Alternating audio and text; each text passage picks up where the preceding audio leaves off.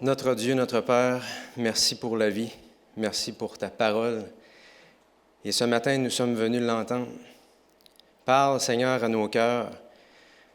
Ramène la vie dans chacun de nous, l'enthousiasme, le zèle. Que ton nom soit glorifié ici, dans ce service de culte. Nous t'en prions au nom de Jésus. Amen. La lecture biblique, dans Matthieu 28, versets 18 à 20. Jésus s'étant approché, leur parla ainsi. « Tout pouvoir m'a été donné dans le ciel et sur la terre. Allez, faites de toutes les nations des disciples, les baptisant au nom du Père, du Fils et du Saint-Esprit, et enseignez-leur à observer tout ce que je vous ai prescrit.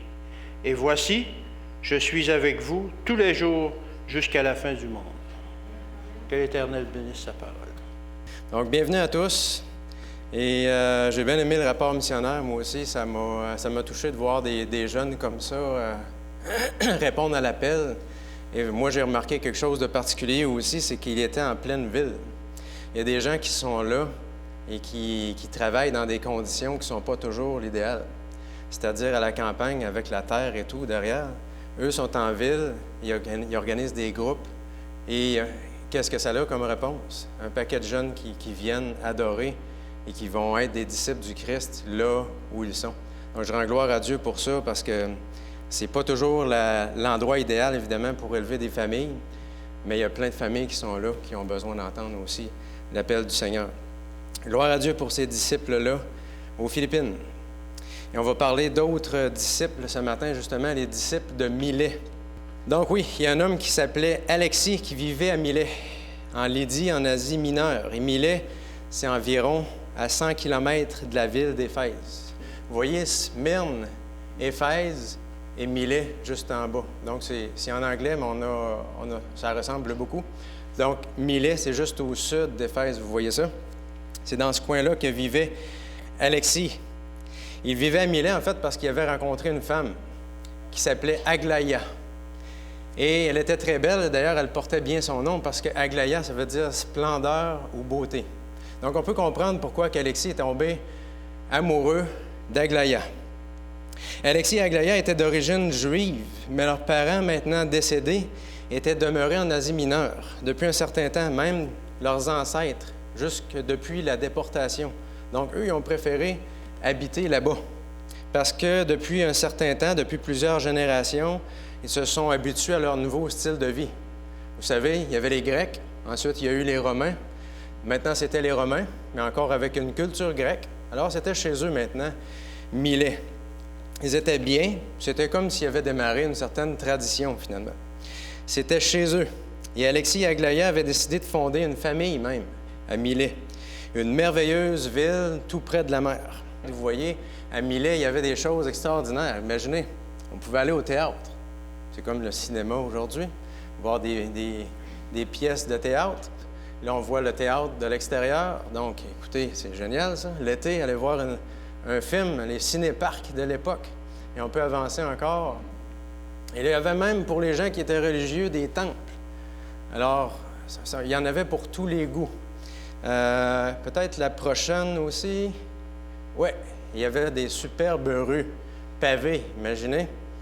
On pouvait marcher là-dessus, à l'aise, des belles rues. Ça nous fait penser presque au vieux Québec, pour ceux qui aiment marcher là-bas. Alors, Milet, c'était une superbe ville. Et un jour, Alexis a demandé à son épouse de l'accompagner pour un voyage. Alors, il voulait aller à Didyme. À Didyme, là, je ne sais pas si vous voyez, mais on a Milet qui est en haut, le point rouge, et Didyme qui est un peu plus bas. Alors, Didyme est environ à 25 km de Milet. Et Alexis avait l'intention de recevoir une réponse à savoir est-ce qu'il devait démarrer ou non son entreprise. Parce qu'évidemment, lorsqu'on fonde une famille, on veut avoir un certain revenu, une certaine stabilité, une certaine sécurité pour la famille. Et c'est ce que Alexis voulait, mais avant de se lancer dans un projet comme ça, il voulait avoir l'assurance que c'était la bonne chose à faire. Et pour avoir la réponse, il devait aller vers Didyme. Et Alexis, son nom signifie défenseur ou aide. Il voyait que le bonheur, que la sécurité pour sa famille, il voulait être celui qui allait prendre les choses en main. Alors, c'est pour cette raison-là qu'il voulait aller à Didyme et Aglaïa avait accepté de faire ce voyage avec lui de 25 kilomètres pour obtenir, semble-t-il, de sages conseils. Mais ce voyage-là, vous savez, ce n'était pas un voyage qui était pénible. Il y avait des dizaines de milliers de personnes qui empruntaient ce chemin chaque année. Donc, c'était très achalandé. C'était le chemin qui menait vers Didyme, que beaucoup de gens empruntaient. Et c'était aussi une occasion pour socialiser. C'était une occasion de revoir des amis. Et c'était une belle route toute pavée, encore une fois. Et tout le long de la route, il y avait des belles sculptures, donc des choses extraordinaires à regarder. Et en même temps, en chemin, il y avait des magasins. Parce que là où il y a des gens, il y a des magasins, n'est-ce pas? C'est un peu comme ça que ça fonctionne. On pouvait vendre des choses tout le long du chemin. Donc, c'était un voyage agréable, même s'il était un peu long en distance. Et en chemin, Alexis et Aglaïa s'étaient arrêtés pour manger et s'étaient arrêtés pour socialiser. Ils avaient revu des amis, avaient pris le temps de discuter. Après un certain temps, on se relève et on continue la route. Et enfin, vers la fin de la journée, après avoir passé cette journée de voyage, ils sont finalement arrivés à Didyme.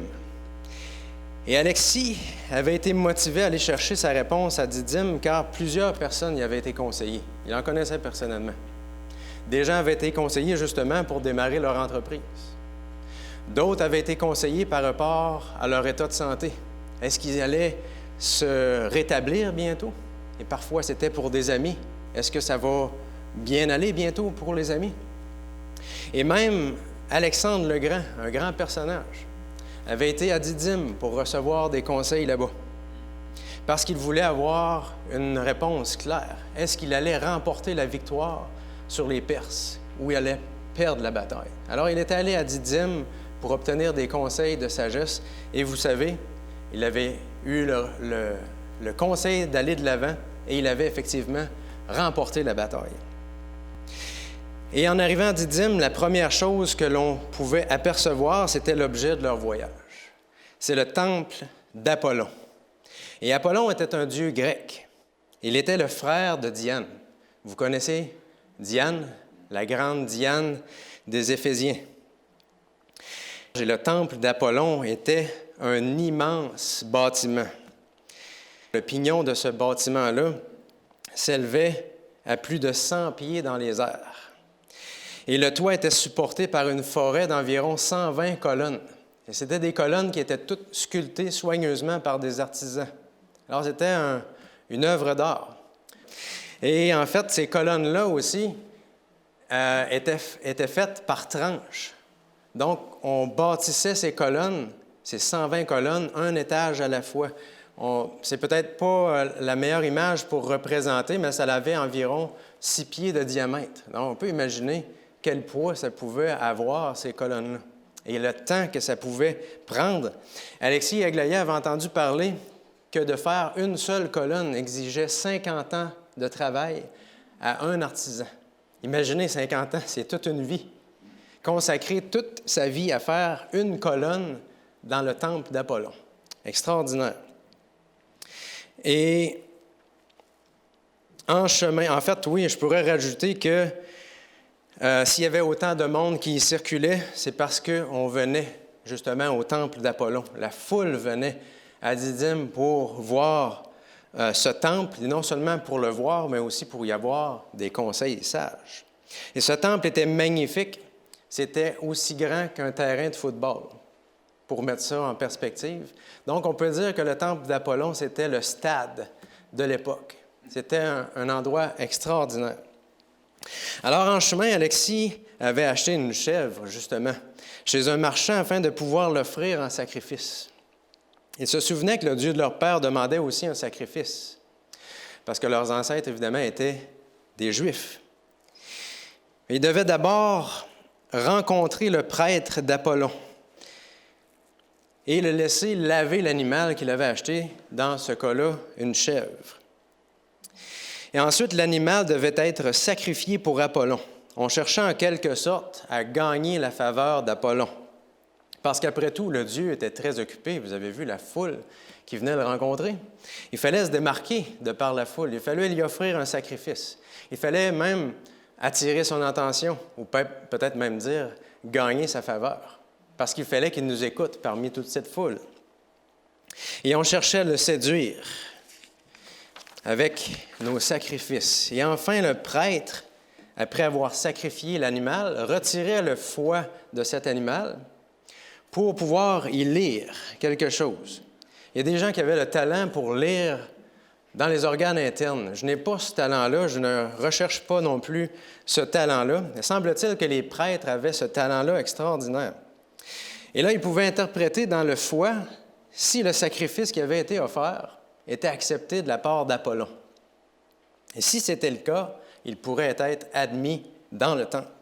Et sinon, il devait offrir encore un autre sacrifice jusqu'à ce qu'enfin il puisse y accéder. Et Alexis et son épouse étaient heureux, car dès leur première visite, dès le premier sacrifice, imaginez, ils ont eu une audience auprès d'Apollon. Ils eurent la chance d'accéder au temple et d'entendre ce que Apollon aurait à dire pour leur entreprise. Ils commençaient à gravir les marches de cet immense stade et ils traversaient cette forêt de colonnes jusqu'à ce qu'ils arrivent devant 2 portes. Donc, c'était 2 immenses portes en bois et c'était fermé de l'intérieur. Uniquement le prêtre pouvait ouvrir ces 2 portes de l'intérieur. Alors, c'était une grande porte double. Et là, eux, ils avaient reçu une audience, donc qu'est-ce qu'il leur restait à faire? Attendre devant la porte. Et cela pouvait prendre des heures, voire des jours, avant que la porte ne s'ouvre. Incroyable. Souvent, ça pouvait prendre un certain moment. Puis, le moment est venu pour Alexis et son épouse. Ils ont entendu des pas venir derrière la porte. Puis, ils ont entendu le loquet s'ouvrir. Puis, ils ont vu la porte, la première porte en bois s'ouvrir. Ils ont aperçu le prêtre et la porte qui est venue taper contre le mur. Boum! Et on peut imaginer le son que ça fait dans tout le temple. Ça résonnait. Et la deuxième porte, la même chose. Boum! Et là, on aperçoit le prêtre. Et là, on peut imaginer, c'est le silence. C'est un moment tant attendu. Enfin, Alexis et son épouse peuvent donner cette requête au prêtre qui s'est présenté devant eux. Alors, le prêtre, une fois qu'il a reçu justement la demande, referme les 2 portes et allait emprunter ce corridor étroit pour aller un peu plus loin dans le temple. Et le prêtre se dirigeait vers la porte jusqu'à l'oracle pour poser la question à l'oracle. Vous voyez la porte qu'il y a au fond? C'est de là que sortait le prêtre et il allait se diriger vers le bas de l'écran à droite, là où se trouvait l'oracle. Alors l'oracle, c'était une vieille dame qui demeurait assise sur un support suspendu sur un trépied au-dessus d'un trou, depuis duquel sortait de la fumée. Les gens pensent qu'aujourd'hui, ça pourrait être des vapeurs qui s'apparentent à des vapeurs de colle. Donc, on peut imaginer que la femme était suspendue finalement au-dessus de vapeurs qu'elle respirait. Donc, elle était en quelque sorte droguée et sous effet hallucinogène. Alors, c'est à cette dame-là qu'on s'adressait pour savoir qu'est-ce qui allait arriver dans l'avenir. Voilà ce qu'il arrivait en plein cœur du temple d'Apollon à Didyme. Voilà pourquoi les foules se dirigeaient à cet endroit. Et Alexis et Aglaïa ont donc demandé à cette femme, la médium d'Apollon, qu'arriverait-il s'ils décidaient de démarrer leur entreprise? Est-ce que cet investissement serait profitable pour assurer le bien-être, le futur de leur famille? Alexis et Aglaïa devaient attendre et cette attente pouvait être même plus longue que la première. Et les gens attendaient longtemps parce qu'on peut retrouver aujourd'hui sur le sol, devant les portes de ce temple, des jeux de hasard qui ont été gravés dans la pierre. Alors, vous pouvez imaginer combien de temps les gens pouvaient attendre. Ils jouaient à des jeux en attendant que la porte s'ouvre et qu'ils puissent avoir enfin une réponse. Incroyable. Les gens étaient patients à l'époque pour avoir un retour de la part de Dieu. Plusieurs jours plus tard, ils ont finalement obtenu une réponse. Le commerce qu'ils désiraient démarrer allait prospérer. Quelle nouvelle extraordinaire de la part d'Apollon. Cela leur permettrait de fonder un foyer. Et les portes se refermaient et on passait au suivant. Tout était terminé. C'est tout, se disaient Alexis et Aglaïa. Plusieurs qui recevaient la réponse de l'oracle par le biais du prêtre étaient tout enthousiastes, excités. « Wow! Nous avons reçu une réponse de Dieu. Imaginez! » Et Alexis et Aglaïa, c'était une autre chose. Ils restaient un peu sur leur appétit, comme s'ils aspiraient à quelque chose de meilleur. Ils ont donc repris le chemin vers Milet dans cet esprit-là. Et en chemin, ils rencontrèrent des gens qui avaient récemment visité Éphèse. Ces gens racontèrent quelque chose d'extraordinaire qui s'y était passé. Ces gens avaient rencontré les disciples d'un certain Jean-Baptiste, qui était mort la tête tranchée sous la main d'Hérode il y avait déjà 20 ans. Et ses disciples avaient fidèlement conservé ses enseignements. Et les disciples en question, là, on peut voir la ville d'Éphèse à l'époque de Paul. Donc, il y a le fameux temple d'Artémis en dehors, ou de la Diane des Éphésiens en dehors, le stade, le théâtre, il y a le port, il y a la ville. Donc, c'est une ville grandiose, une ville à visiter encore une fois. Et c'est dans cette grande ville que s'était trouvé l'apôtre Paul. Et ces disciples, que Alexis et Aglaïa ont trouvé des gens qui les avaient rencontrés en chemin, de retour vers Milet, ces disciples en question avaient fait la rencontre d'un certain Juif à Éphèse nommé Paul. Et Paul qui transmettait à cette époque-là, semble-t-il, des enseignements révolutionnaires. Et c'est Éphèse, à l'époque, là aussi, il y avait un grand théâtre, et c'est à cet endroit-là que l'on lit dans le livre des Actes que les gens ont crié pendant 2 heures. Grande est la Diane des Éphésiens. Ça nous remet un peu dans le contexte. Et ce Paul avait, semble-t-il, passé 2 ans à Éphèse à prêcher un évangile, et cela avait eu un effet immense. Et non seulement ses enseignements avaient été extraordinaires, mais ils avaient été aussi accompagnés de miracles extraordinaires dont la renommée, nous dit les Écritures, ont traversé toute l'Asie. Et Paul avait donc vu le temple de Diane, tout comme il avait vu possiblement le temple d'Apollon à Didyme. Alors, si Paul avait prêché contre les idoles à Éphèse, qu'est-ce qu'il aurait dit concernant Apollon à Didyme? Ces questions tournaient dans la tête d'Alexis et d'Aglaïa en chemin alors qu'ils poursuivaient leur retour vers leur maison à Milet. Se pouvait-il que ce Paul avait raison? Se pouvait-il que Dieu les rappelait finalement à une vraie adoration? Ils décidèrent finalement d'allonger leur voyage et de prendre la direction d'Éphèse, dans l'espérance de rencontrer ces disciples de Jean-Baptiste que les gens avaient rencontrés, eux aussi. Et même si Éphèse était la ville la plus corrompue de toute l'Asie, c'était une place à ne pas visiter pour un chrétien, semble-t-il. La ville la plus corrompue de l'Asie. Iriez-vous là-bas? L'apôtre Paul y était allé. C'était non seulement la ville la plus corrompue de l'Asie, mais c'était aussi la capitale et un important centre commercial. Et Paul avait su reconnaître dans cette grande ville une opportunité immense de répandre l'Évangile. Ils firent des démarches pour rencontrer les disciples de Jean-Baptiste et ils furent mis en contact rapidement avec les 12 disciples en question.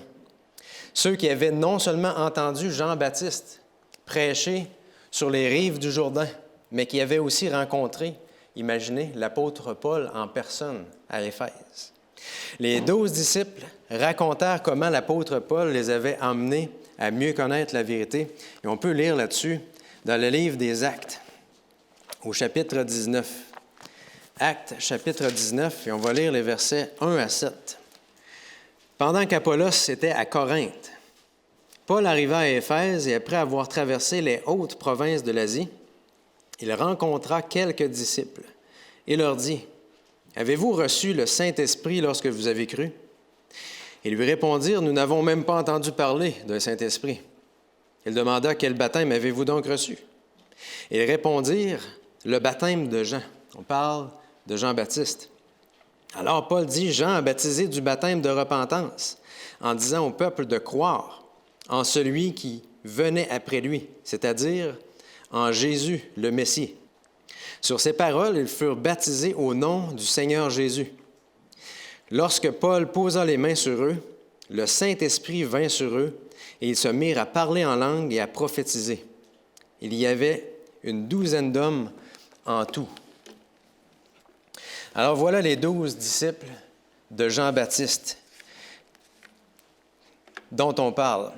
Et les disciples étaient remplis de joie d'avoir rencontré Paul et d'avoir saisi l'importance du Saint-Esprit. C'était tout nouveau pour eux. Paul leur raconta aussi de nombreuses leçons chrétiennes importantes. Et je vais vous lire un passage tiré du livre Conquérant Pacifique, à la page 250. Ça dit ceci. « Alors l'apôtre leur exposa les grandes vérités sur lesquelles repose l'espérance chrétienne. Il leur parla de la vie du Christ sur cette terre, de sa mort cruelle et ignominieuse. Il leur raconta comment le prince de la vie était sorti triomphalement du tombeau par la résurrection. Il leur rappela la mission que le Seigneur avait confiée à ses disciples. « Tout pouvoir m'a été donné dans le ciel et sur la terre. Allez, faites de toutes les nations des disciples, les baptisant au nom du Père, du Fils et du Saint-Esprit. » Il leur fit part de la promesse du Christ de leur envoyer le Consolateur, par le pouvoir duquel des miracles et des prodiges seraient opérés. Il leur décrivit de quelle façon merveilleuse cette promesse avait été accomplie le jour de la Pentecôte. Alors, on peut dire que ces disciples de Jean-Baptiste étaient passés à une autre étape en tant que disciples. Ils étaient passés des disciples de Jean-Baptiste à des disciples de Paul, on peut dire même du Christ, puisque c'est en son nom qu'ils avaient été baptisés. Ils avaient maintenant saisi par la foi le témoignage de Paul concernant Jésus. Ils étaient rayonnants de joie et émerveillés par ces réalités, et tout leur entourage en était affecté. La preuve, c'est qu'il y avait des gens de Didyme dans le chemin que Alexis et Aglaïa avaient rencontrés, et ces gens-là aussi étaient émerveillés. Et ce témoignage avait grandement affecté le couple de Milet. Peut-être, encore une fois, la question revenait dans leur tête, peut-être est-ce qu'ils devraient revenir vers la foi de leur père.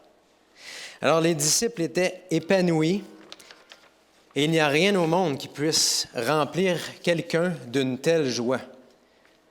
Et si c'était vrai que Jésus était bel et bien ressuscité, tel qu'il l'avait annoncé, se demandait le couple de Milet. Et si c'était bien lui, le Messie. Après tout, Paul avait accompli des miracles extraordinaires au nom de Jésus pendant 2 ans à Éphèse, en enseignant tout cela. Et voyez ce qui est écrit dans Actes 19, les versets 11 et 12. À ce sujet, Actes 19, 11 et 12, Dieu faisait des miracles extraordinaires par l'intermédiaire de Paul, au point qu'on appliquait sur les malades des linges ou des mouchoirs qui avaient touché son corps. Les maladies les quittaient et les esprits mauvais sortaient d'eux. Alors la puissance n'était pas dans les mouchoirs ni dans l'apôtre Paul, mais dans le Dieu qui exerçait sa puissance au travers de l'apôtre.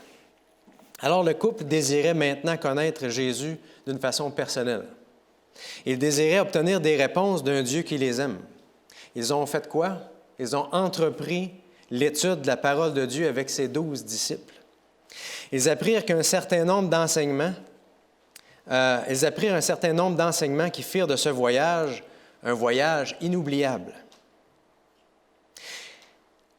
Ils apprirent que Dieu ne souhaite pas uniquement que leur entreprise sur cette terre prospère, mais qu'ils obtiennent la vie éternelle et prospèrent dans l'éternité. Regardez avec moi ce texte dans le livre de Josué, au chapitre 1. Josué, chapitre 1, le verset 8, nous dit ceci. « Que ce livre de la loi ne s'éloigne pas de toi.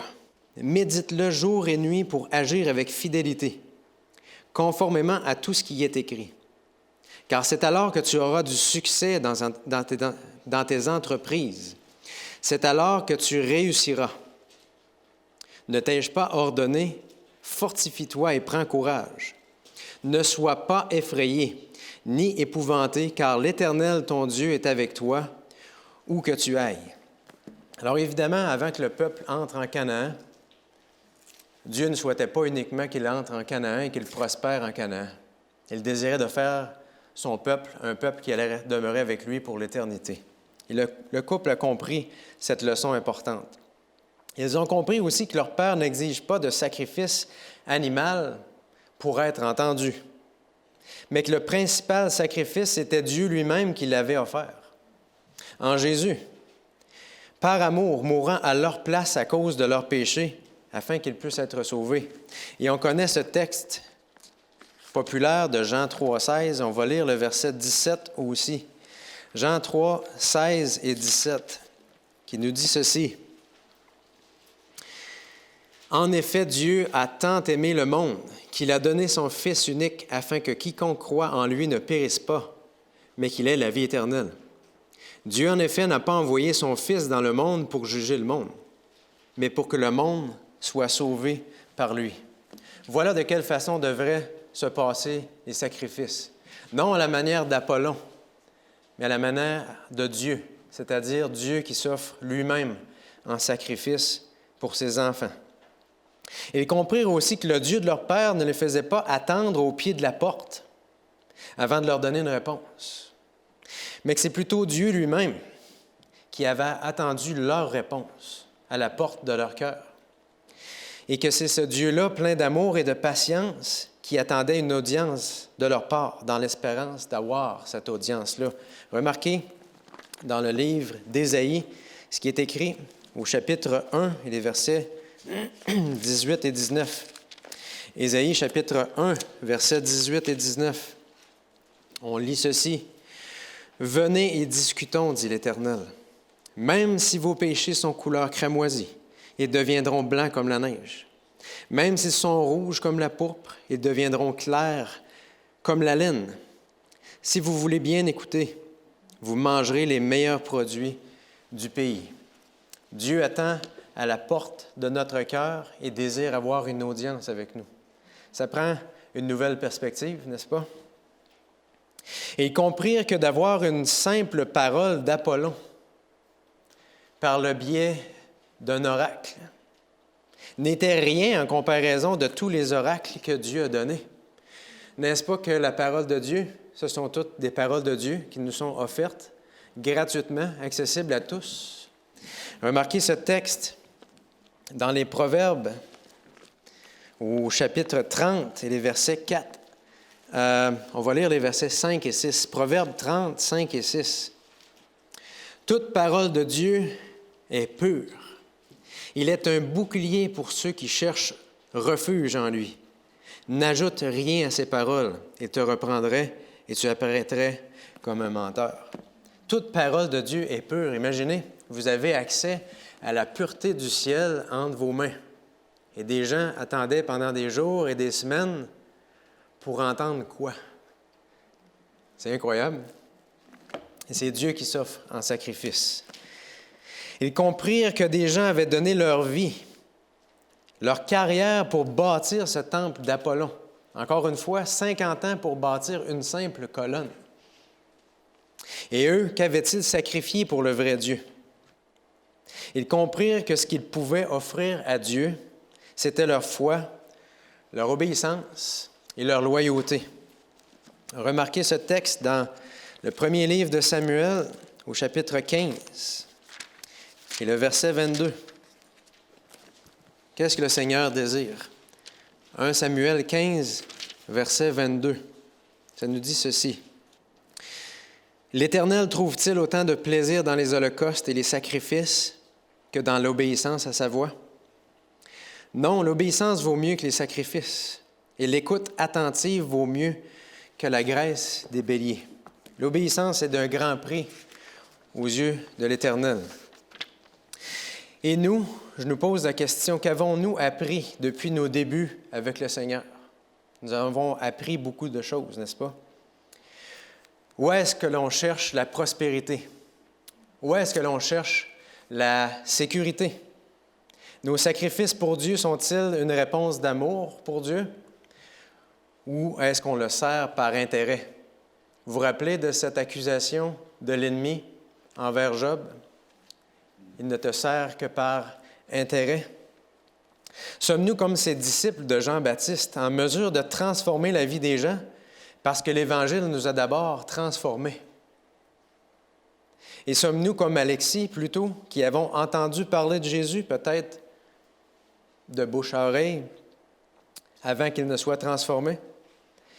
Et que nous ne le cherchons plus, mais cherchons-nous plutôt le bonheur et le confort par l'accomplissement de nos projets et nos entreprises?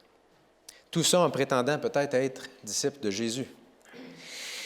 Par-dessus tout, quelle place donnons-nous aux oracles de Dieu, c'est-à-dire à la parole de Dieu? A-t-elle plus d'importance à nos yeux qu'aux yeux de ceux qui passaient des semaines dans le temple d'Apollon à jouer à des jeux de hasard en attendant que la porte s'ouvre? Est-ce que l'étude de la parole de Dieu a autant d'importance que ces gens-là? Serions-nous prêts à attendre aussi longtemps pour avoir une réponse de Dieu? Et surtout que ça venait d'une femme sous effet de la drogue, on peut dire, de substances hallucinogènes. J'aimerais vous lire un texte concernant l'étude de la parole de Dieu tiré du livre Reflecting Christ. Et c'est une traduction libre que j'ai faite parce que ce n'est pas disponible en français. Donc, Reflecting Christ, à la page 117 et au paragraphe 2. Il est écrit ceci. Il doit y avoir une étude sérieuse et une enquête approfondie. Les perceptions nettes et claires de la vérité ne seront jamais la récompense de l'indolence. Aucune bénédiction terrestre ne peut être obtenue sans un effort sérieux, patient et persévérant.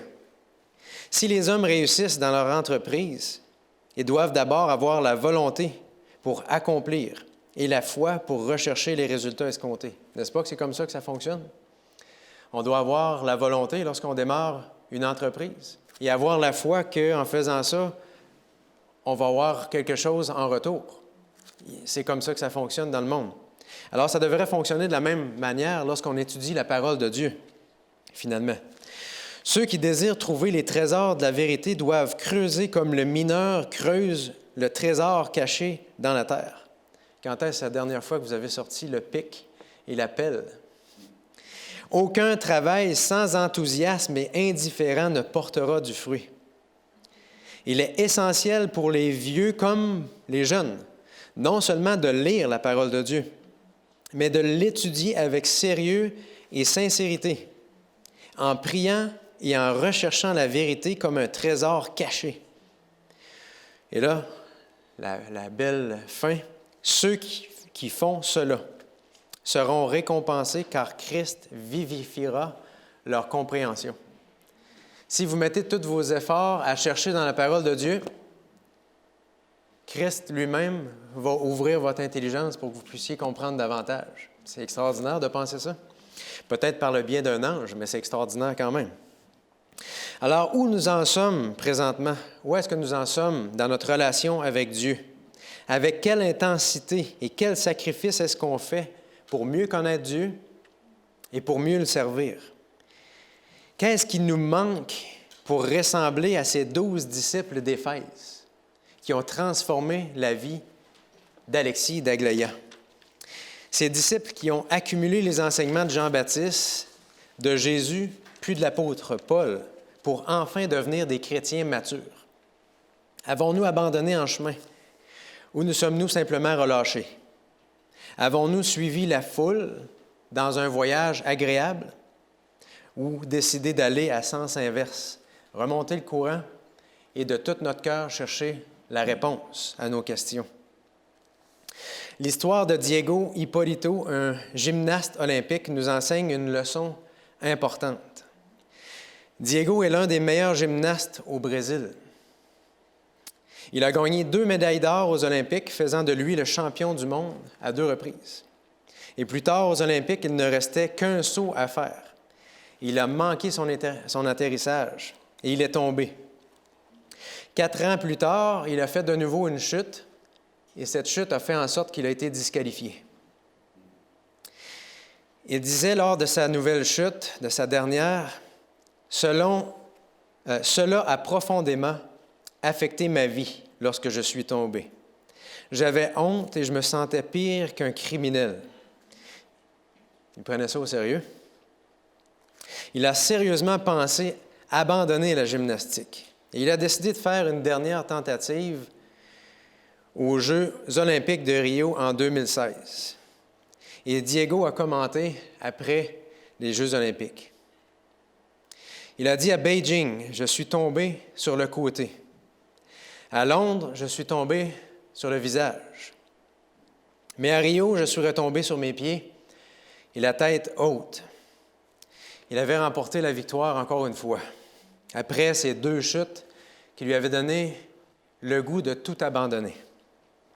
Alors, cette histoire m'encourage à persévérer dans ma marche chrétienne en me rappelant que je peux moi aussi tomber, mais que je dois me relever et que je dois persévérer jusqu'à la fin pour devenir en cours de route un instrument qui va transformer la vie des autres, finalement, en leur faisant connaître Jésus. Vous ne voyez pas une inscription dessus en grec. Et le retour à la maison d'Alexis et d'Aglaïa était le plus beau voyage qu'ils n'avaient jamais fait.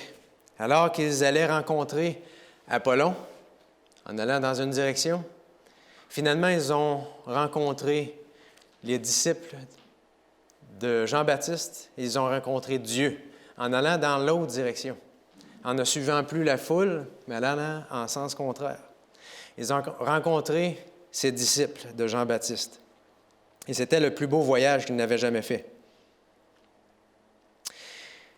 Et sur cette inscription que vous voyez à l'écran, on peut lire en français « Les Judéens et les adorateurs de Dieu ». Et cette inscription, vous savez où est-ce qu'elle a été découverte? À Milet. Alors, ça me dit qu'il y a eu à Milet des gens qui, en plein cœur du paganisme, ont amené une nouvelle réalité, le christianisme. Dans cette ville où personne peut-être ne voulait aller, alors il y a eu des disciples qui étaient là et qui ont répandu cette connaissance de Jésus partout, assez pour que leur nom, ainsi que le nom de leur Dieu, soit gravé dans la pierre. Ça a été quelque chose de mémorable, qu'est-ce qui s'est passé à Milet. Et cela m'a inspiré à imaginer justement l'histoire d'Alexis et d'Aglaïa, qui illustre bien que des disciples à Milet avaient compris ce que Dieu s'attendait d'eux. Ils ont décidé de revenir à Dieu et ils ont aussi décidé de persévérer. Je prie pour que nous soyons des chrétiens contagieux avec une expérience réelle, tangible, une expérience concrète, et que des vies puissent être transformées par nous, à travers de nous, parce que Dieu aura transformé ces gens au travers de nous, alors qu'il aura mis des gens sur notre passage. Et vous savez, Dieu va le faire bientôt avec cette campagne d'évangélisation que l'on a mis en place. Il y a des gens qui auront besoin de rencontrer des disciples. Ce ne sera pas des disciples de Milet cette fois-ci, ce sera des disciples de Saint-Georges ou des disciples de Saint-Simon ou des disciples de Saint-Joseph ou de quelque autre endroit, Saint-René. Alors, le Seigneur a besoin de disciples un peu partout. Et ma prière, c'est que non seulement il puisse y avoir ça de gravé dans la pierre, peut-être à Saint-Georges, mais que ce soit gravé dans les cœurs. Amen. Notre Dieu, notre Père, nous te remercions de cette grâce que nous avons d'avoir été appelés par toi pour pouvoir devenir tes disciples. Et Seigneur, c'est notre désir à nouveau ce matin de te suivre partout où tu vas nous emmener. Amène-nous, Seigneur, dans une nouvelle expérience avec toi. Fais-nous redécouvrir tes promesses dans tes oracles, ta parole, qu'on puisse redécouvrir à nouveau cette joie d'entendre ta voix parler à nos cœurs et le privilège de nous réclamer des promesses qui y sont contenues, non seulement pour nous, notre famille, mais pour ceux pour qui on prie. Seigneur, ramène à la vie cette expérience si nous sommes arrêtés en chemin, si on s'est découragé, si on s'est refroidi. Rallume ce feu en nous. Fais de nous ces disciples comme ces disciples qui étaient à Éphèse, qui ont fait une différence dans la vie des gens là où ils étaient. Nous aussi, on veut être un témoignage puissant pour les gens que tu vas mettre sur notre chemin. Et on prie aussi pour cette conférence, cette série de conférences qui va avoir lieu, pour que des gens puissent répondre positivement et que lorsqu'ils seront en contact avec certains parmi nous, que leur vie aussi puisse être transformée. Non seulement par ta parole, mais par la vie de tes serviteurs, Seigneur. Accorde-nous cette grâce et nous t'en prions au nom de Jésus. Amen.